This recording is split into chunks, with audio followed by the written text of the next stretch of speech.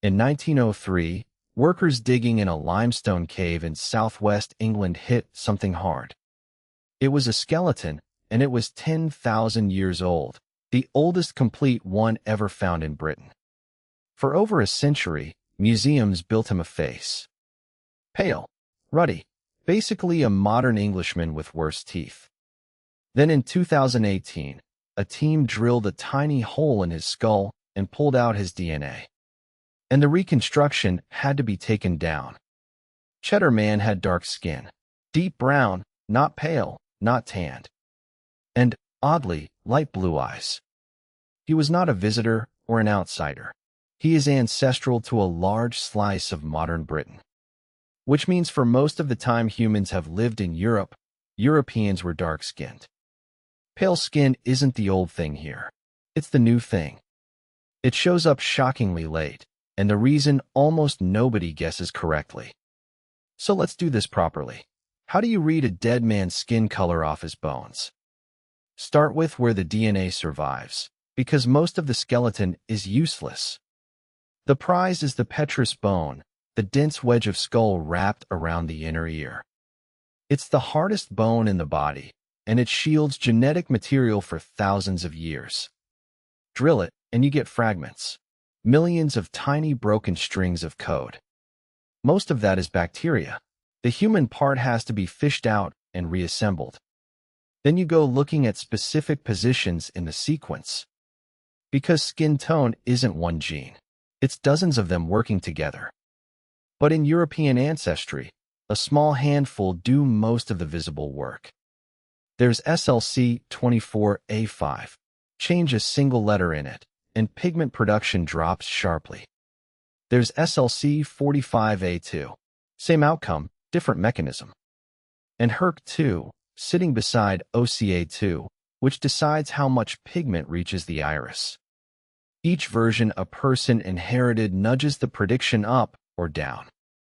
Feed enough of them into a model, and it hands back a probability, not a portrait. That's the honest limit of this. It's a forecast, not a photograph. The models are trained on living people, and ancient populations aren't a perfect match. So when a study says dark skin, read it as very unlikely to have been pale. With that caveat in place, the pattern across hundreds of ancient genomes is not subtle at all. Go back to the start. Not Europe, equatorial Africa. And a problem that began the moment our ancestors lost their fur. Every other great ape wears a coat of dark hair. Underneath that coat, a chimpanzee's actual skin is pale. It doesn't need pigment because the hair is already doing the blocking. Our line traded that coat away for something else. Sweat. Millions of sweat glands, and bare skin for the water to evaporate from. It made us the best long-distance movers on the open savanna. It also stripped away the only shield we had. Bare, unpigmented skin under equatorial sun is a genuine disaster.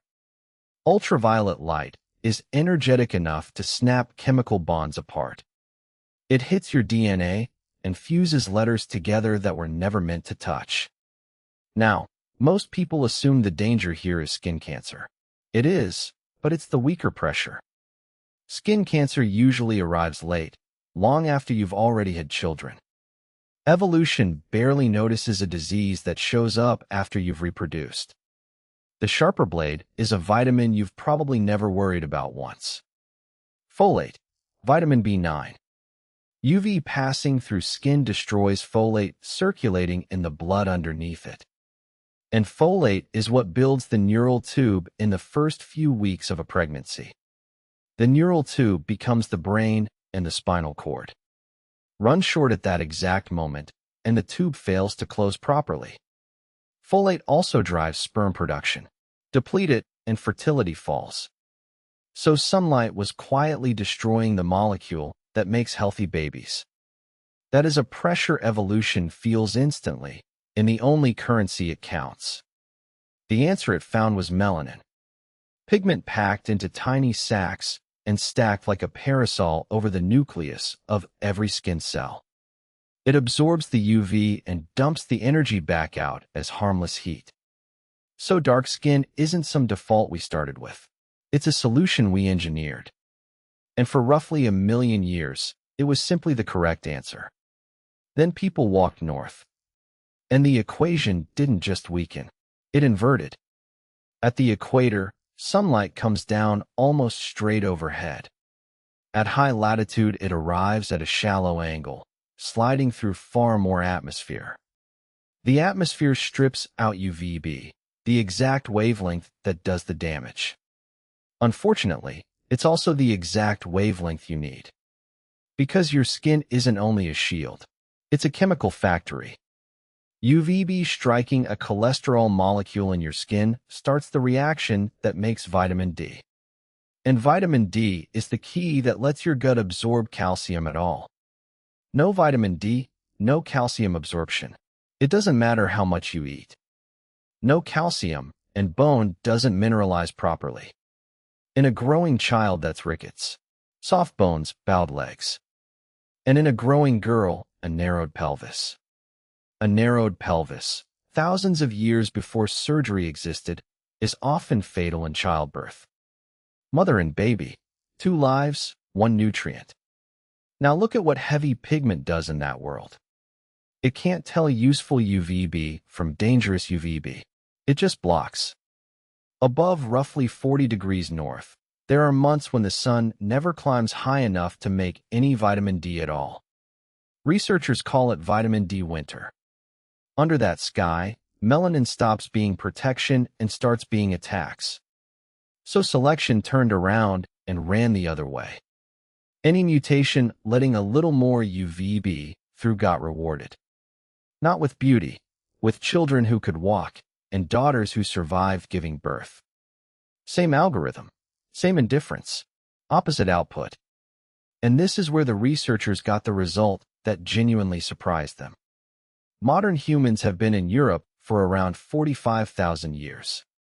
If pale skin were simply the answer to northern light, it should have appeared early. It didn't.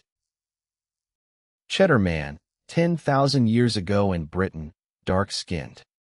La Braña, a cave in northern Spain, around 7,000 years old, dark-skinned, blue-eyed. Loschbour, in Luxembourg, the same picture again. These aren't stragglers. This is what a European looked like for tens of thousands of years. So how did they survive the vitamin D problem without changing at all? They ate their way out of it. Vitamin D doesn't only come from sunlight. It also comes from food. Oily fish, seal and reindeer fat, liver, bone marrow, egg yolk. A northern hunter-gatherer diet is absolutely soaked in the stuff. And if your dinner supplies the vitamin, your skin doesn't have to. Then, around 9,000 years ago, farming walked into Europe from Anatolia. The farmers brought seeds, and they brought their own genomes, already carrying lighter variants. But the bigger change was on the plate. A farming diet is built on grain. Wheat, barley, porridge, bread. Grain is calories. Grain has almost no vitamin D in it. The dietary supply collapsed, and the entire burden fell back onto skin. That's the moment the pressure sharpens into something brutal. And it shows up in the DNA as a hard, fast selection signal. Some of the strongest ever measured anywhere in the human genome. Farming populations were also large, dense, and settled in one place. More people means more mutations to choose from, and much faster spread once one works. Which leaves a timeline that still feels wrong when you say it out loud. Our species, roughly 300,000 years old. Widespread pale skin in Europe, mostly the last 8,000. That's under 3% of the time we've existed. And it isn't one clean story either. Europe was assembled from at least 3 populations. Western hunter-gatherers, Anatolian farmers, and herders arriving from the steppe. The modern European face is a blend that only finished mixing in the Bronze Age. And here's the finding that settles the argument completely.